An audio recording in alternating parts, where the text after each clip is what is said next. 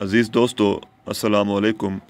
ایک نئے علمی اور ادبی موضوع کے ساتھ آپ کی خدمت میں حاضر ہیں۔ آج ہم بات کر رہے ہیں کہ خواجہ حیدر علی آتش پر کس طرح کے سوالات جو ہے وہ امتحان میں پوچھے جا سکتے ہیں۔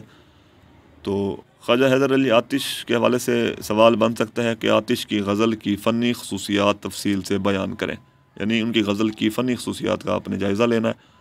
دوسرا سوال ہے کہ آتش کی غزل کے نشاتیہ رنگ کا جائزہ لیں، یعنی آتش کی جو غزل ہے اس میں ہمیں امید کا، خوشی کا ایک رنگ، ایک عنصر نظر آتا ہے۔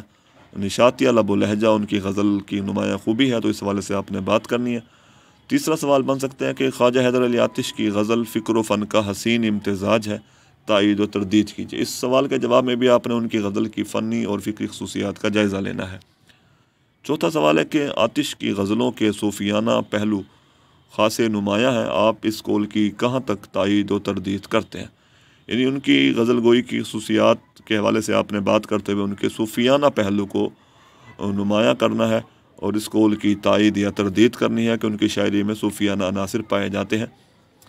پانچواں سوال بن سکتا ہے کہ آتش کی غزل کی وہ کون سی نمایاں خصوصیات ہیں جو انہیں ایک منفرد شاعر بناتی ہیں، یعنی ان کی غزل گوئی کی فنی اور فکری خصوصیات کا ذکر کرتے ہوئے انہیں ایک منفرد شاعر آپ نے ثابت کرنا ہے۔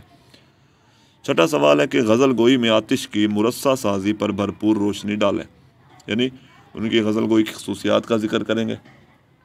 اور آخری سوال بن سکتا ہے کہ آتش دبستان لکھنؤ کے نمائندہ شاعر ہیں، مثالوں سے وضاحت کیجیے، کیونکہ آتش کو دبستان لکھنؤ کا نمائندہ شاعر مانا جاتا ہے، تو اس حوالے سے آپ نے ان کی شاعری سے وضاحت کرتے ہوئے بتانا ہے کہ واقعی وہ دبستان لکھنؤ کے ایک نمائندہ اور سرکردہ شاعر ہیں۔ تو یہ تھی آج کی مختصر سی ویڈیو، امید ہے کہ پسند آئی ہوگی۔ اگر کوئی سوال ذہن میں ہے تو آپ کمنٹ میں پوچھ سکتے ہیں۔